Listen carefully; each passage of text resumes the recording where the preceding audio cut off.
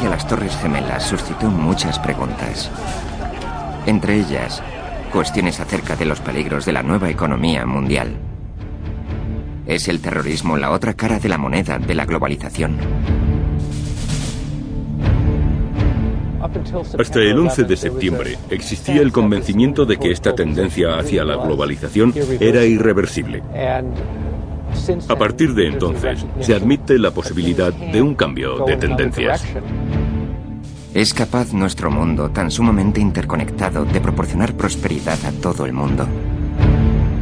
That's basically the next big challenge, is making this interdependent world of ours, on balance, far more positive and negative. And the extent to which we succeed in doing that will determine whether the 21st century is either marred by terrorism of all kinds or whether it becomes the most peaceful and prosperous and interesting time the world's ever known. Esta es la historia del nacimiento de la nueva economía mundial. La historia de una batalla ideológica, librada a lo largo de todo un siglo, por determinar quién debe controlar los puestos de mando de la economía, los gobiernos o los mercados libres. En los años 90, una revolución capitalista mundial alentó la nueva era de la globalización, la mayor expansión del comercio internacional de toda la historia. Millions of people a day are better off than they would have been without globalization, and very few people have been harmed by it. La promesa trajo consigo un debate sobre el impacto de la globalización. ¿Le corresponde a las personas más ricas del mundo dictar el comportamiento de la economía mundial? En este capítulo continúa la batalla por decidir quién debe imponer las nuevas reglas del juego de la economía mundial.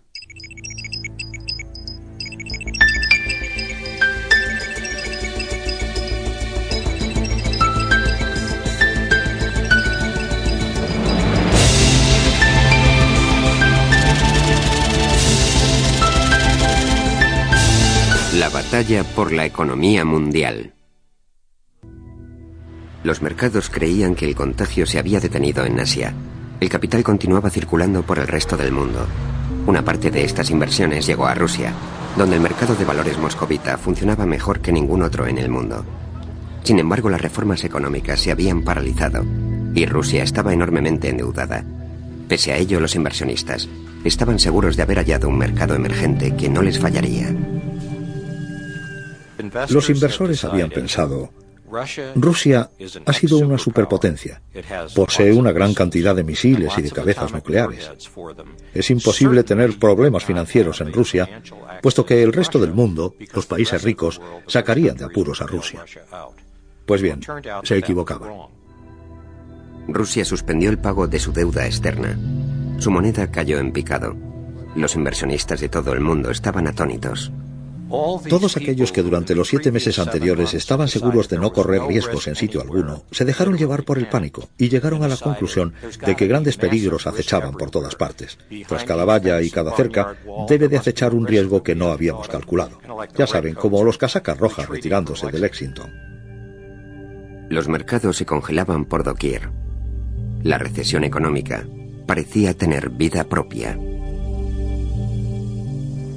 Por aquel entonces, creía tener una idea cabal de lo que estaba sucediendo.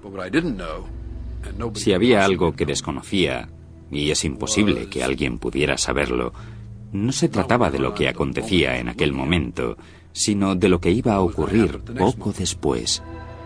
Si me reúno con Alan Greenspan y Robert Rubin y me confiesan que están aterrados, que nunca han visto algo semejante y que temen no poder salir del bache, tengo motivos para preocuparme, puesto que ellos saben infinitamente más que yo sobre estos asuntos. El contagio se estaba extendiendo por todos los países en vías de desarrollo. Como dijo Rubin, jamás habíamos visto una cosa igual. Es decir, quizá hubiesen observado este fenómeno durante la Gran Depresión, pero no se había desencadenado tan rápidamente. La crisis ya había llegado a los Estados Unidos.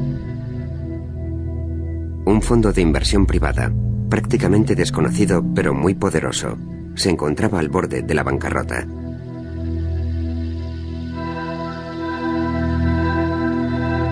Long Term Capital Management, o LTCM, un fondo de inversión a largo plazo gestionaba directamente 100.000 millones de dólares en valores de todo el mundo e indirectamente más de $1 billón. La década de los 90 fue testigo de unas tremendas concentraciones de capital sin precedentes a escala mundial. Quizás sí existiesen en la antigüedad. Puede que los romanos tuviesen instituciones financieras desproporcionadamente grandes con respecto a la economía del mundo en que vivían. Sin embargo, LCTM era un tipo específico de fondo de cobertura. Operaba en la bolsa de Singapur, la de Tokio, la de Londres, la de Nueva York.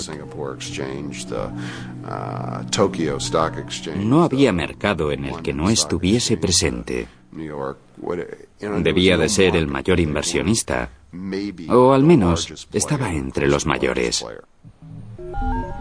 En septiembre de 1998, las pérdidas de LTCM escapaban a todo control. El contagio había llegado a Wall Street. Por increíble que parezca, el fracaso de un solo fondo de inversiones ponía en peligro la economía mundial. Si LTCM quebraba, los engranajes se detendrían, la máquina se pararía, la economía dejaría de funcionar. Y por supuesto esto no se reduce al balance de los bancos y demás, sino que se traduce en desempleo, en empresas paralizadas, en que los pequeños empresarios no pueden recuperar el capital que precisan. Y todo esto en el seno de una economía global.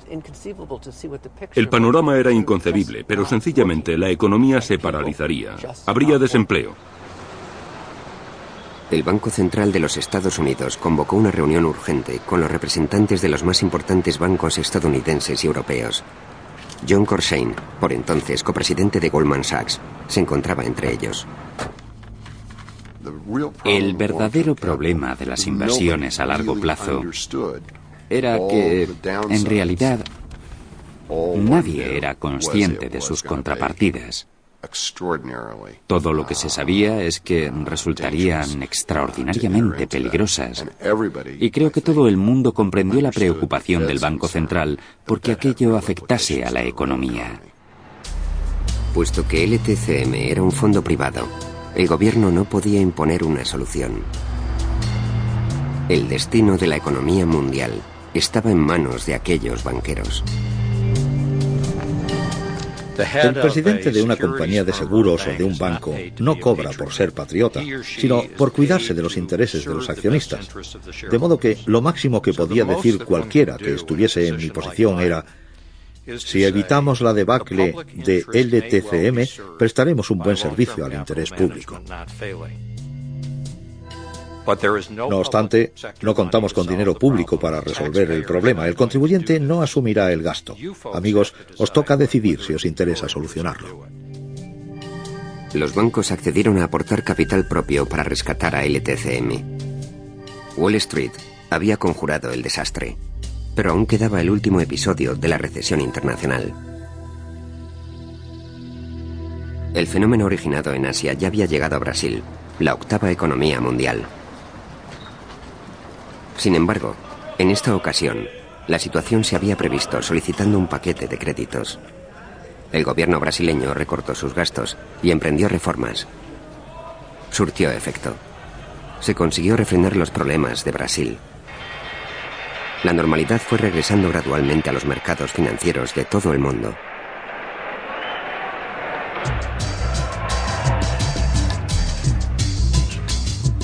No resulta fácil determinar cuándo finalizó la crisis, pero lo que ocurrió fue que los países que habían acometido reformas, Corea del Sur, Tailandia, Brasil, comenzaron a recobrar la estabilidad de sus mercados financieros y sus economías empezaron a recuperarse. Tras un lapso de tiempo llegamos a creer que quizá ya habíamos superado la crisis. Algo después comenzamos a pensar, sí, parece que hemos salido de la recesión, y finalmente llegamos a un punto en que dijimos, bien, creemos que ya se ha acabado. La economía mundial había sobrevivido a la primera crisis de la era de la globalización. No obstante, millones de personas lo pagaron caro. And that's the unfortunate part of so-called globalization, because such negative effects can come very fast. It takes decades for a country to grow up. And all of a sudden it disappears.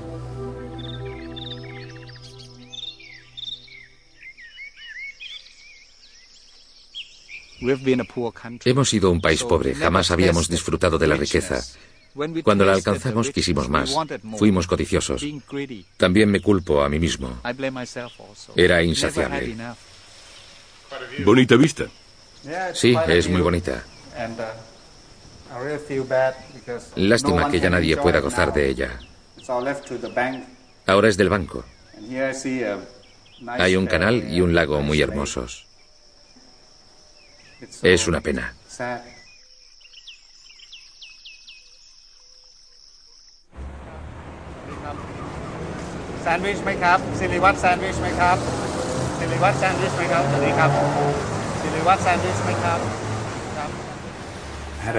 Abrigaba un gran sueño y no pude hacerlo realidad. Por eso ahora tengo que estar aquí vendiendo cosas durante 2 horas. Y a veces no vendo nada. Pero tras 4 años de lucha, por fin sé que tengo una oportunidad.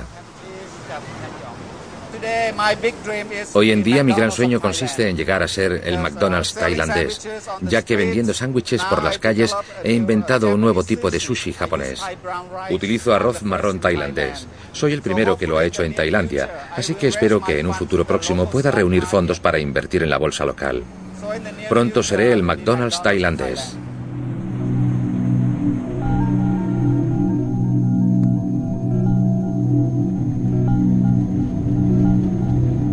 La economía mundial se basaba en instituciones que databan de la Segunda Guerra Mundial. La crisis del contagio demostró que la nueva era de la globalización necesitaba unas nuevas reglas. Debemos perfeccionar las reglas del juego. Lo deseable es que el sistema financiero sea como los amortiguadores de un coche. Cuando pasas por un bache, el coche sufre una sacudida de todos modos, pero ¿han viajado alguna vez en un automóvil sin amortiguadores? Si dispones de unos buenos amortiguadores, después de pasar por el bache, sigues en la misma dirección que antes. The moral is that there are risks to globalization. But in the end, there's no alternative to globalization. So don't let your banks lend recklessly. Don't allow bubbles to get out of hand. Keep prudent measures, sound economic policies which will inspire confidence and maintain confidence, so in a crisis people will know that you will stay the course and won't panic and be up and off. It's easier said than done, but these are the principles you have to follow. Nos libramos por los pelos. De no haberse aplicado una enérgica política internacional, quizá habríamos sufrido una grave recesión como no se había visto desde la Gran Depresión.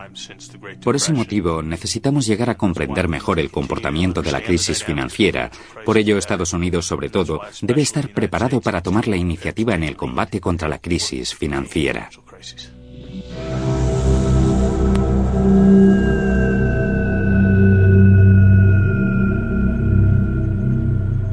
La crisis financiera internacional despertó en muchos norteamericanos una nueva inquietud por los riesgos de la economía global. La gente se da cuenta de su inestabilidad.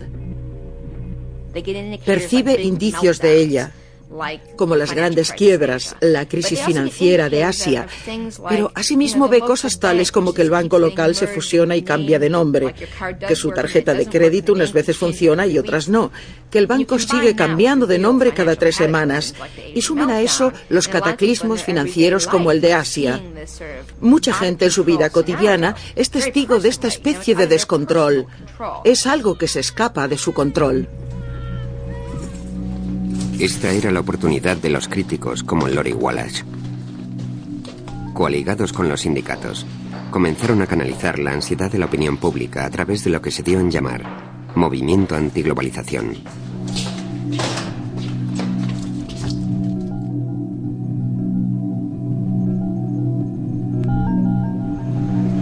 La Organización Mundial del Comercio, conocida como OMC, dicta las reglas que rigen el mercado mundial.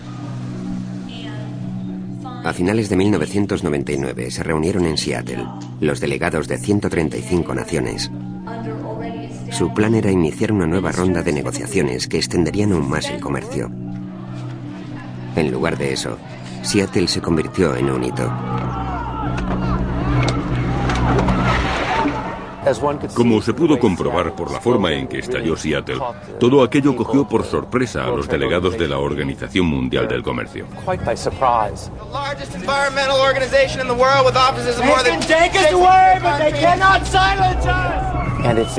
La conferencia de la OMC se convirtió en el pararrayos de todo ese amplio espectro de personas preocupadas por algún aspecto de la globalización, o de lo que ellas consideran globalización, o por cualesquiera que fuesen los motivos que las movieran. La OMC, dirigida por ejecutivos de compañías que dan hormonas al ganado, promulga normas por las que no se puede prohibir un producto peligroso. Aunque los manifestantes representaban a un amplio abanico de organizaciones, la mayor parte pertenecía a los sindicatos norteamericanos que habían fletado autobuses para transportar a miles de afiliados. Personas de todo el mundo se congregaron en Seattle para manifestar que las reglas de la actual economía mundial, tal y como las plantea la Organización Mundial del Comercio, son injustas, son perjudiciales para los países en vías de desarrollo, para los trabajadores y para el medio ambiente. Durante la década de los 90, la boyante economía norteamericana creó 17 millones de puestos de trabajo. Sin embargo, la proporción de estadounidenses en el conjunto de la población activa se vio mermada espectacularmente. La AFL-CIO, Federación Estadounidense de Trabajadores, culpó a la barata mano de obra extranjera. Puso como ejemplo esta fábrica china, en la cual los obreros perciben 5 euros diarios para fabricar unas bicicletas que antes se producían en los Estados Unidos.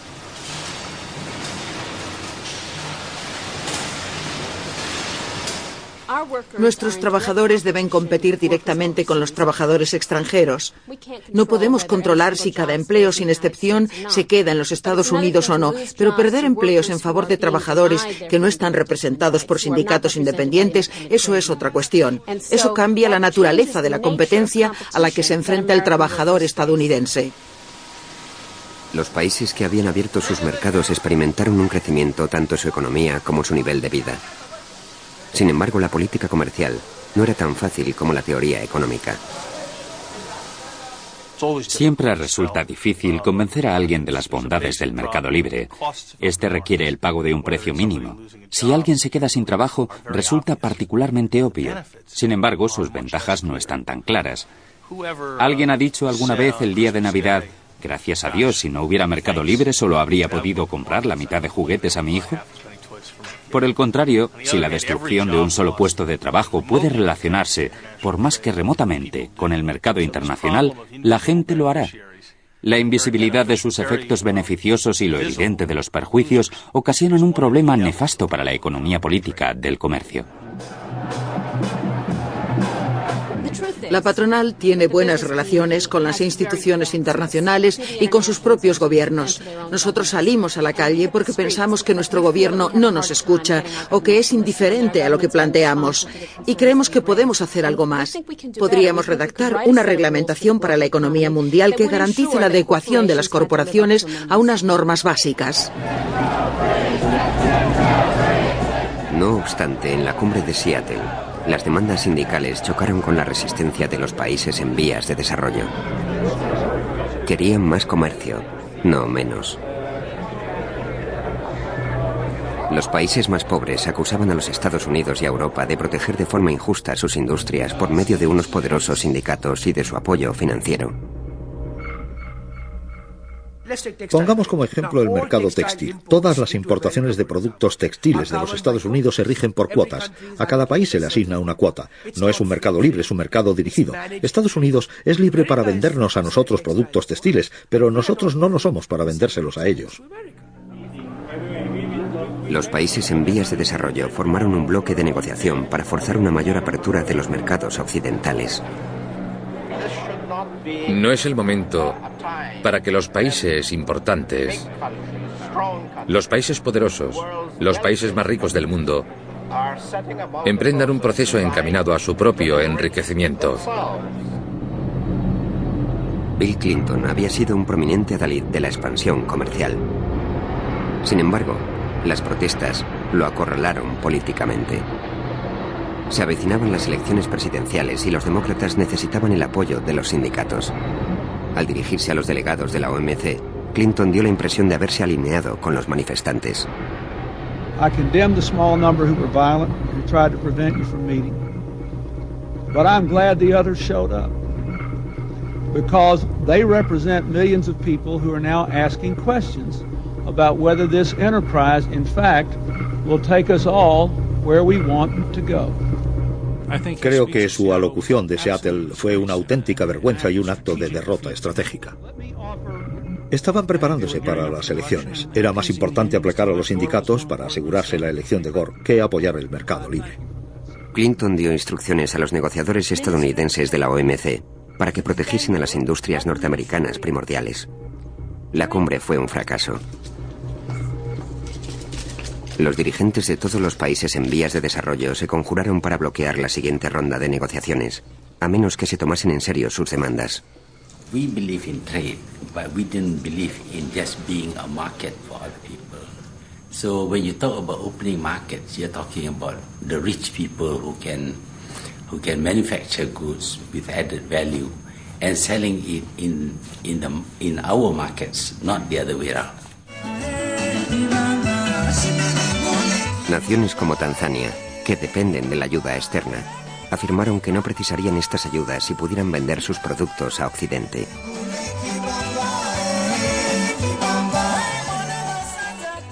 We talk about a level playing field, but in fact it is very much tilted in their favor.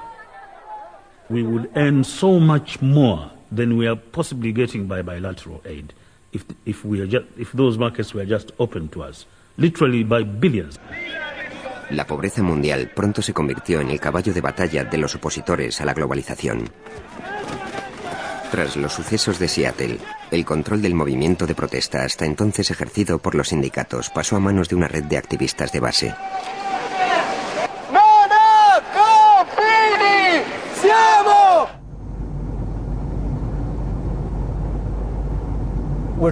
Estamos intentando pasar de una política de protesta a una política de liberación.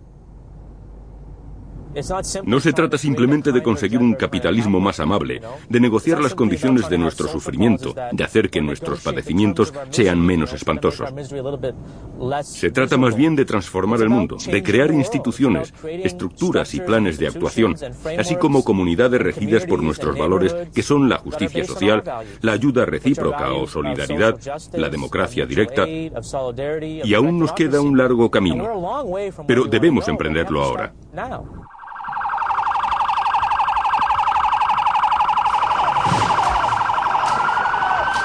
El siguiente objetivo de los manifestantes fue el Banco Mundial, una institución cuyo único propósito es mitigar la pobreza de los países en vías de desarrollo.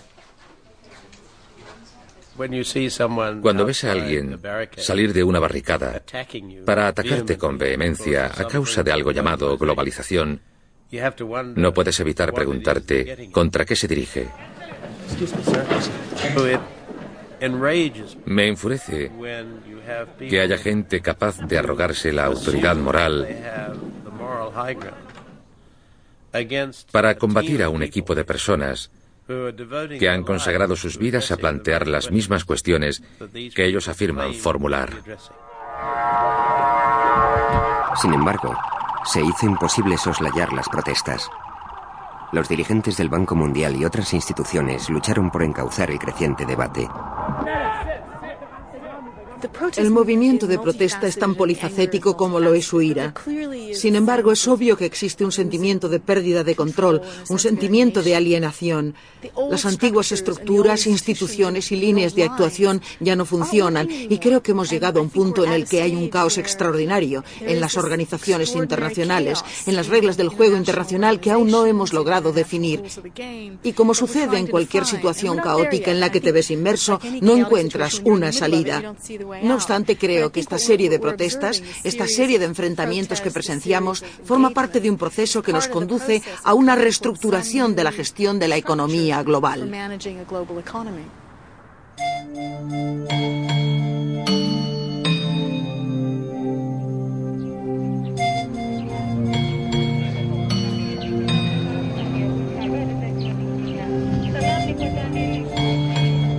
La globalización no es la causa de la pobreza del mundo, pero sí nos ha hecho reparar en ella.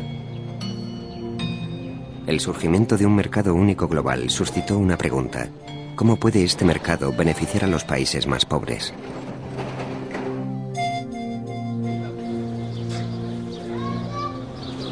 Se está extendiendo por todo el mundo una mucho mayor confianza en los mercados. Sin embargo, para que esta fe perdure, debemos demostrar que estos mercados son justos, que todo el mundo participa en el reparto de beneficios, que la gente obtiene un provecho. Si no se ganan esta legitimidad, se perderá la confianza, los mercados quedarán expuestos a trastornos y se verán reemplazados por otros medios de control.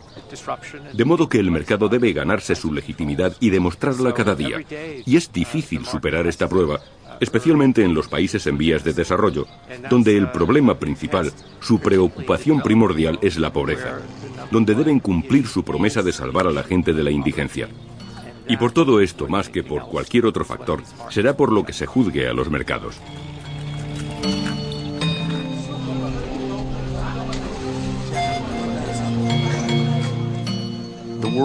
El mundo es menos igualitario que en cualquier otro periodo histórico. La razón principal es que hace 200 años todo el mundo era pobre.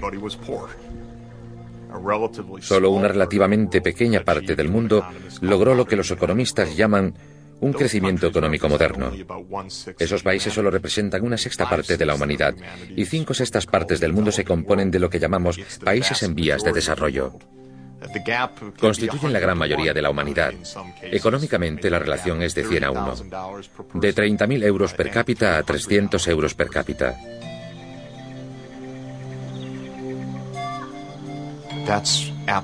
Es verdaderamente increíble que en el mismo planeta exista una diferencia tan extrema en términos de bienestar material.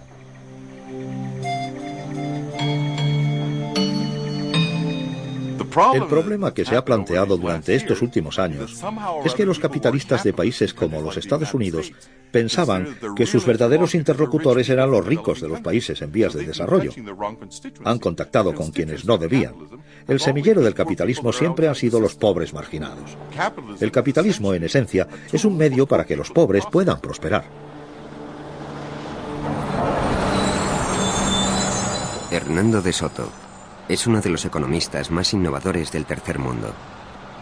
Ha prestado su asesoramiento a México, Perú, Egipto y otros países. Sus metas son acabar con el antiguo debate sobre la riqueza y la pobreza y reinventar el capitalismo en nombre de los pobres. De Soto has been called the most important economist in the third world.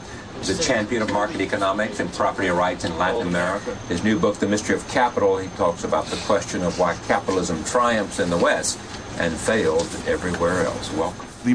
Lo más importante del sistema capitalista es que se trata de un sistema de representaciones. Cuando voy a los Estados Unidos y me piden que me identifique, yo respondo, mi identidad soy yo, mire mi cara, soy Hernando de Soto. Sin embargo, el funcionario de inmigración me dice, ande, muéstreme su pasaporte.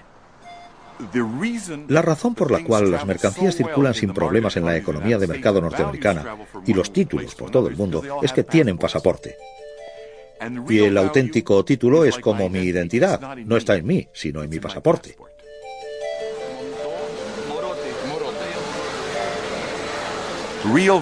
Lo que verdaderamente me permite pagar el hotel no está en mí, sino en la tarjeta de crédito. Este sistema de representaciones exige, por supuesto, que todos estos símbolos, las tarjetas de crédito, los pasaportes, la documentación, los títulos de propiedad y las acciones, estén organizados conforme a un sistema legal que permita a la gente confiar en aquello con lo que está tratando. En septiembre de 2000, De Soto publicó su teoría sobre el fracaso del capitalismo en el tercer mundo. Llevó el mensaje personalmente a algunas de las regiones más remotas de Sudamérica. Voy a Cajamarca porque 12 años después de la caída del muro de Berlín y 11 después de que Perú adoptase una política mercantilista, su situación no ha mejorado gran cosa y desean saber a qué se debe. El misterio del capital ofrece una explicación. Dice que el sistema es apto para Occidente, pero no funciona en nuestro país ni en la mayor parte del tercer mundo, puesto que carecemos de algunos de los elementos cruciales que Occidente adoptó en los siglos XVIII y XIX, como los derechos de propiedad, sin los cuales es imposible que funcione el sistema capitalista.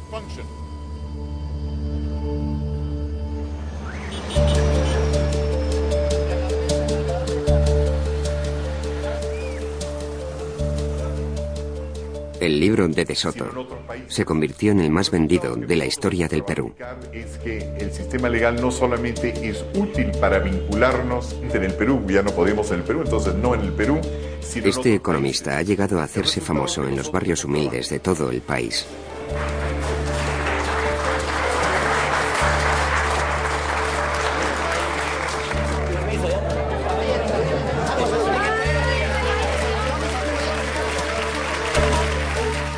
De Soto sostiene que a pesar de que las personas son capitalistas por naturaleza, en los países en vías de desarrollo el sistema capitalista está vedado a la mayoría de la gente.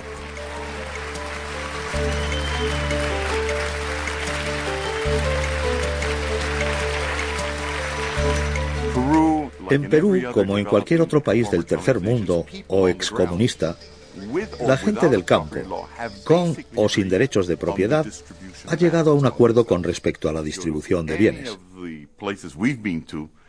Si viaja a los lugares donde hemos estado, al interior de Egipto, Filipinas o Haití, donde no hay leyes oficiales vigentes, sino otro tipo de ley, y entra en la propiedad de alguien, ese alguien sale y le dice, salga de mi territorio, haya una ley o no la haya.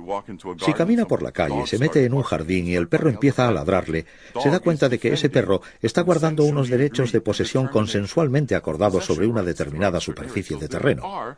De modo que existen los sistemas de propiedad. La cuestión importante, según creo, es que son ilegales. Alegales, para ser más exactos.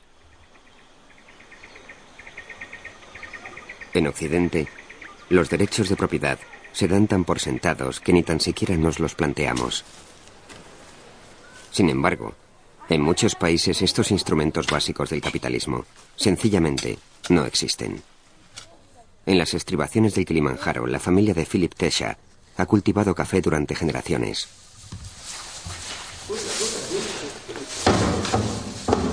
Vende su producción directamente en el mercado global, pero al igual que mucha gente del tercer mundo, no puede demostrar la propiedad de sus posesiones.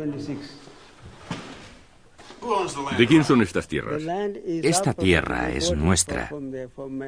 Se la compramos a un granjero que quiso vendérnosla. Así que compramos esta tierra. No tenemos ningún título de propiedad, pero nos pertenece. ¿Cómo lo puede demostrar? Porque estoy aquí. Fui yo quien la compró y la persona que me la vendió vive por aquí cerca.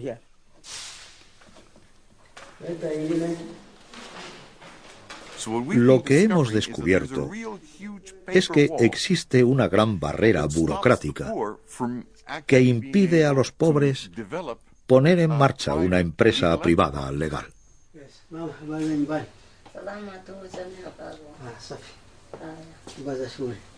Al carecer de derechos de propiedad, la gente corriente de los países en vías de desarrollo no puede acceder a préstamos, hipotecas ni créditos.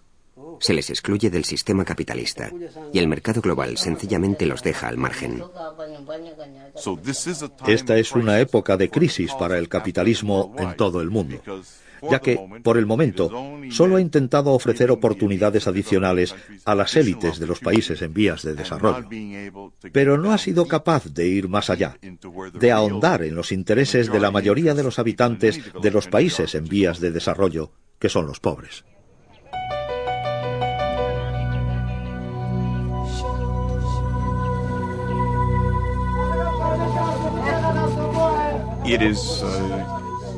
Resulta un increíble problema moral convivir con esta gran desigualdad en el reparto de la riqueza. Es asimismo un enorme problema intelectual. Los economistas de desarrollo, como yo, dedicamos todo nuestro tiempo a pensar en ello. ¿Por qué es tan acusada la desigualdad?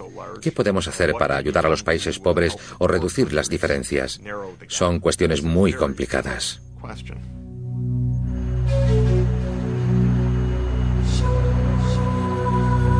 Lugares como Merelani, en el norte de Tanzania, se encuentran en el extremo inferior de la economía global. Los mineros extraen piedras preciosas, tanzanitas, que alcanzan un precio final de 1.000 euros por pieza. Algunas minas son demasiado estrechas para un adulto. Se reservan para niños de unos 10 años conocidos como niños serpiente. Por cada gema, reciben menos de 1 euro.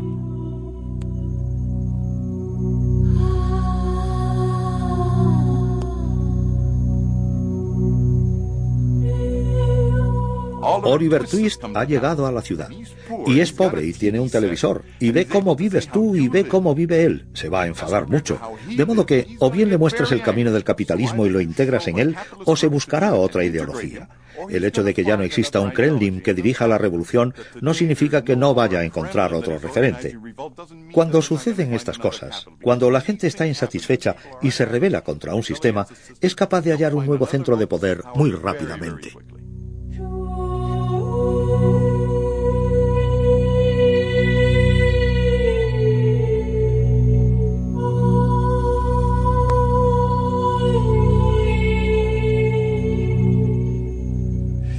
I'm not one of these people that believes that economics solves all problems.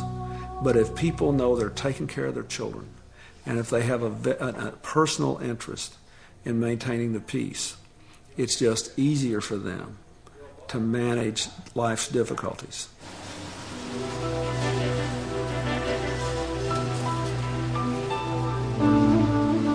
You know, it's no accident that the Nazi Party arose in Germany. Everybody who was alive at the time remembers people in the Weimar Republic after the harsh peace of Versailles after World War I, carrying wheelbarrows full of worthless marks to the bakery to buy a loaf of bread. So I don't want to oversell this. It is not sufficient to build a peaceful, free world, but it is absolutely necessary. What is trade?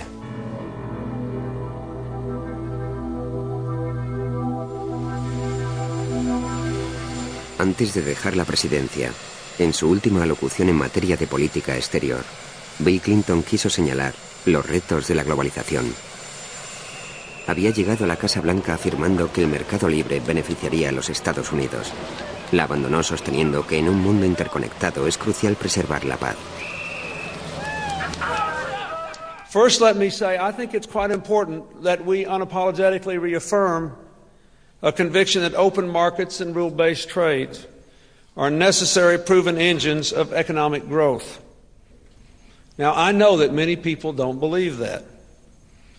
And I know that inequality, as I said, in the last few years has increased in many nations. But the answer is not to abandon the path of expanded trade, but instead to do whatever is necessary to build a new consensus on trade. That's easy for me to say. You can see how successful I was in Seattle at doing that. No generation has ever had the opportunity that all of us now have to build a global economy that leaves no one behind. For 8 years, I have done what I could to lead my country down that path. I think for the rest of our lives, we had all better stay on it. Thank you very much.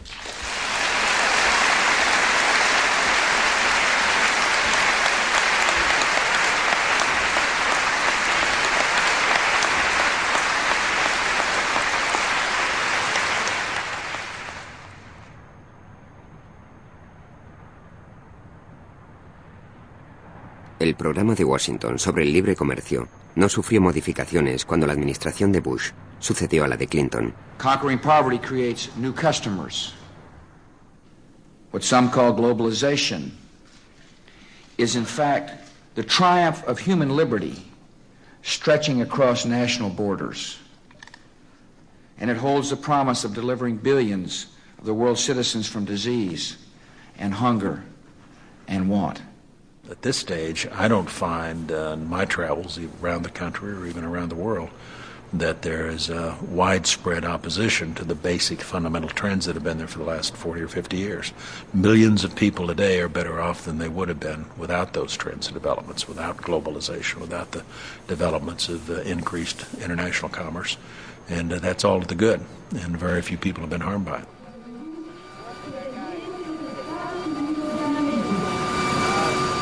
El primer viaje al extranjero del presidente Bush tuvo México por destino. Su amigo Vicente Fox deseaba servirse del mercado global para aliviar la pobreza endémica de su país. Mexico is being one of the losers of the 20th century. We tried many different alternatives to development, and unfortunately, we have 40% of the population poor. We have a per capita income that is extremely low.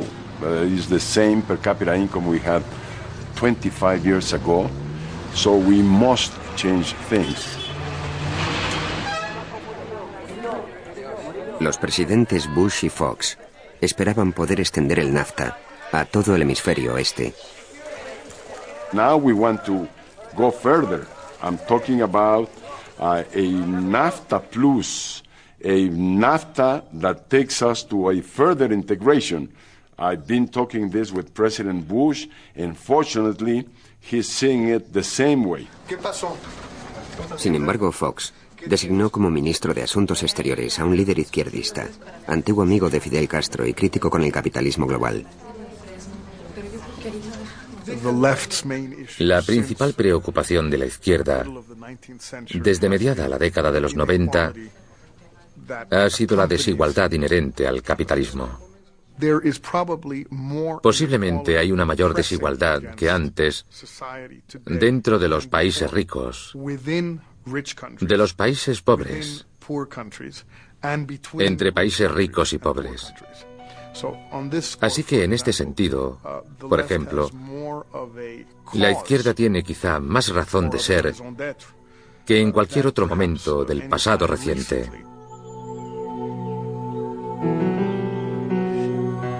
Los presidentes Fox y Bush decidieron reunirse de nuevo en Quebec, en una cumbre para la que se convocó a 34 presidentes electos tanto de Norteamérica como de Sudamérica. La Asamblea Nacional está allí.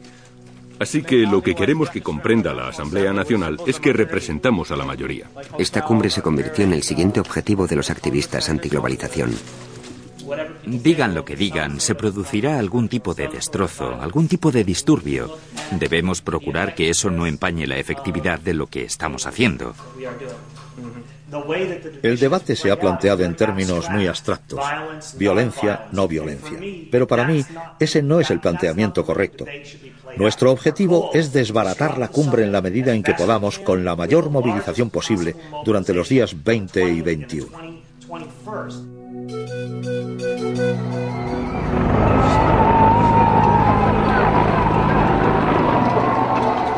El programa de la cumbre incluía el comercio, la pobreza y las nuevas reglas del juego. Los organizadores acordonaron el centro de la ciudad. A la llegada del presidente Bush y otros dignatarios, los manifestantes trataron de romper el cordón.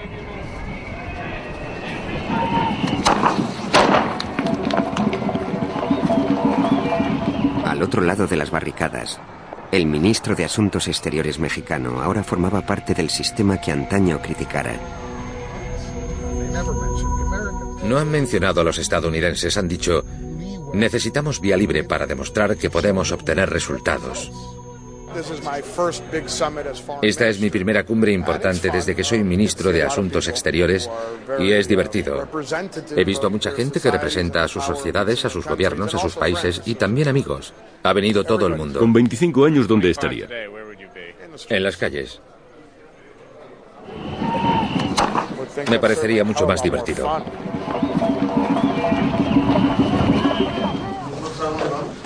Como Jorge Castañeda, la mayor parte de los delegados procedía de países en vías de desarrollo que habían abrazado la globalización. Castañeda quería más comercio. También esperaba reducir las diferencias entre los ricos y los pobres del tercer mundo. Hay un asunto que se ha abordado constantemente en las intervenciones, que los países pobres, los sectores más necesitados de cada sociedad, necesitan un trato especial, que no se les puede abandonar, puesto que entonces ya jamás se integrarían. Yo diría que se está alcanzando el consenso sobre el tema, aunque no necesariamente sobre las medidas para lograrlo. I'm here to learn and to listen from voices to those inside this hall and to those outside this hall who want to join us in constructive dialogue. Las manifestaciones callejeras ya se habían convertido en un elemento rutinario de cualquier conferencia importante.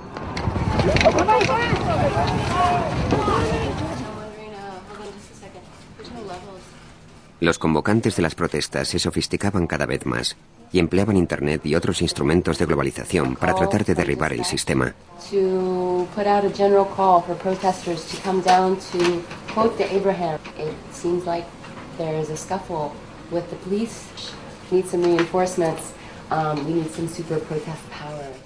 Viajamos por todo el país montando estas instalaciones donde quiera que hay protestas, ya sean importantes o modestas. Donde quiera que la gente quiera que las montemos, los ayudamos. Si podemos ofrecer alternativas, transmitir críticas procedentes de la calle y representar a una gran diversidad de personas, creo que tenemos posibilidades de triunfar. Ese triunfo consistiría en quemar el Acuerdo de Libre Comercio de las Américas. Consistiría en desmantelar la OMC, en arrebatar el poder a ese 1% de la población mundial que lo ostenta. Los manifestantes, al mantenernos vigilados desde una posición extremista, ejercen un contrapeso hacia el centro. Y eso está bien. Quizá no sea eso lo que buscan, pero es una pena. No siempre se obtiene lo que se quiere y no siempre se sabe por qué se lucha. Sin embargo, me parece que los manifestantes son los aliados naturales de la gente que cree que hay que hacer algo para gestionar el mercado internacional de algún modo.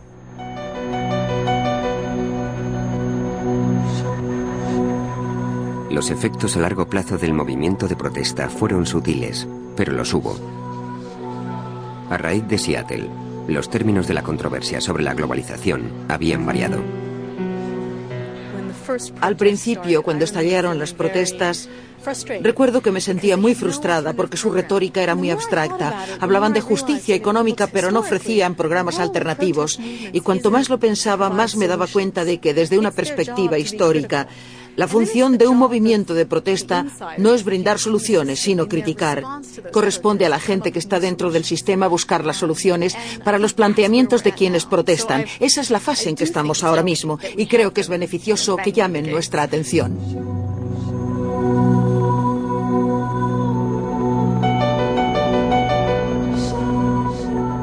I would say this. They care about legitimate problems, but they have the wrong diagnosis.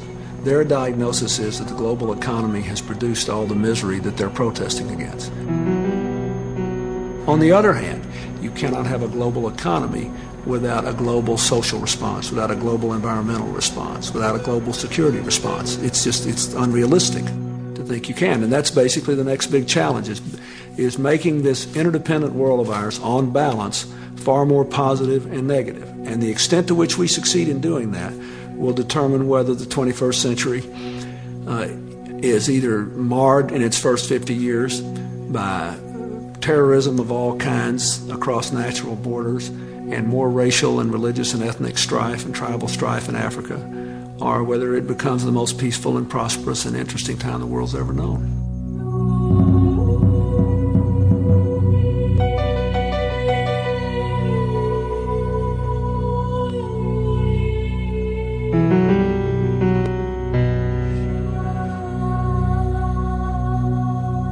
Durante la primera década del siglo XX, la economía mundial estaba en muchos sentidos tan globalizada como en nuestros tiempos.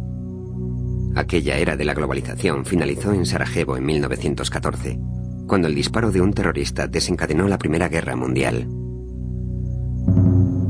Durante el periodo subsiguiente al 11 de septiembre, parecía posible que la historia volviese a repetirse. Hasta el 11 de septiembre, se pensaba que, pese a las crisis y los riesgos, la corriente globalizadora era realmente irreversible. Desde entonces, se admite que la tendencia ya no podría invertirse. Los mercados son más eficientes, funcionan mejor y dan lo mejor de sí en tiempos de paz. Y si no estamos en tiempos de paz, sino en otra situación, las cosas no funcionarán tan bien y las prioridades cambiarán. La economía estadounidense ya estaba en recesión. Mientras se combatía el terrorismo, la administración Bush trataba de restaurar la confianza en la economía. Out of the sorrow of September 11, I see opportunity. A chance for nations to strengthen and rethink and reinvigorate their relationships. When nations open their markets to the world, they find in America a trading partner, an investor, and a friend.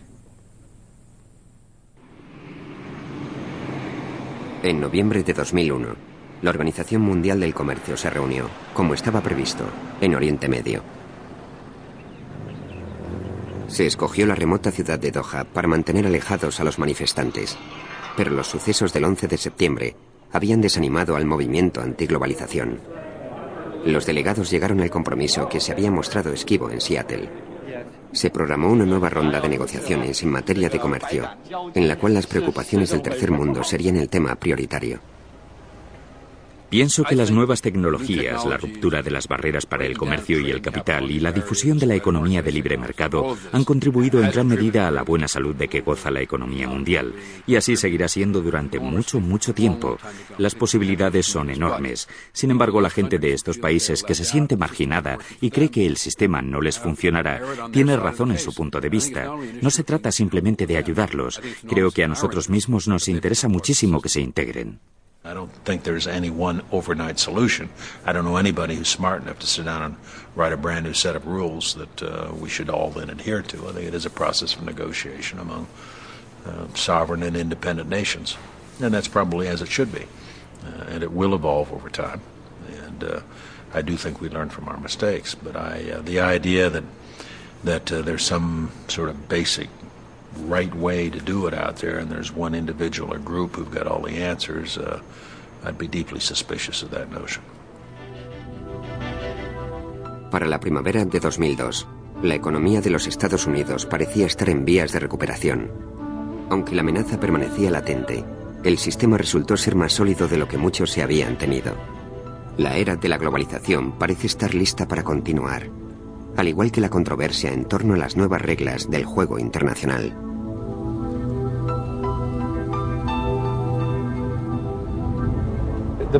En la tradición política estadounidense existe la arraigada creencia de que el comercio contribuye a la paz y a una mejora del nivel de vida.